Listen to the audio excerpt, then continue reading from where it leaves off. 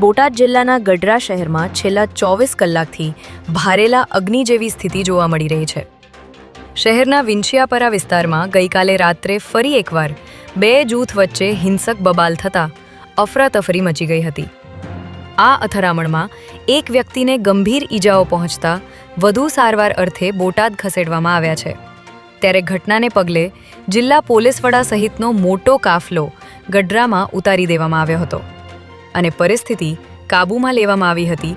ત્યારે પોલીસ દ્વારા વિંછિયાપરા વિસ્તારમાં સઘન કોમ્બિંગ હાથ ધરવામાં આવ્યું છે।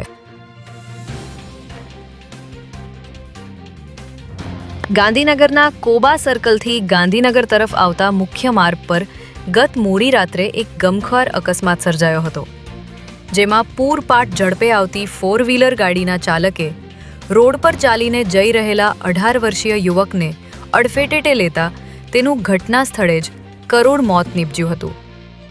ટક્કર એટલી જોરદાર હતી કે યુવક હવામાં ફંગોળાયો હતો અને તેને માથા તેમજ શરીરના અન્ય ભાગે ગંભીર ઈજાઓ પહોંચી હતી।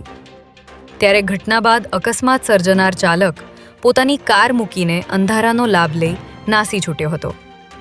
આ મામલે ઇન્ફોસિટી પોલીસે ગુનો નોંધી ફરાર ચાલકની શોધખોળ હાથ ધરી છે।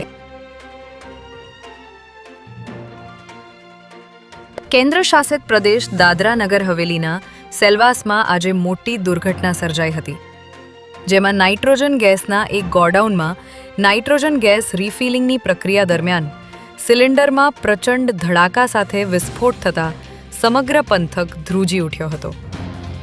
આ ગંભીર દુર્ઘટનામાં 3 વ્યક્તિઓના મોત નીપજ્યા છે, જ્યારે 8 લોકોને હોસ્પિટલમાં દાખલ કરવામાં આવ્યા છે।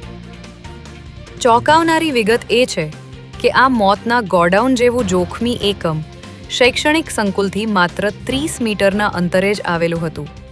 ત્યારે ઘટનાને પગલે પોલીસ કાફલો અને ફાયર વિભાગની ટીમો ઘટના સ્થળે દોડી ગયા હતા અને બચાવ કામગીરી હાથ ધરી હતી।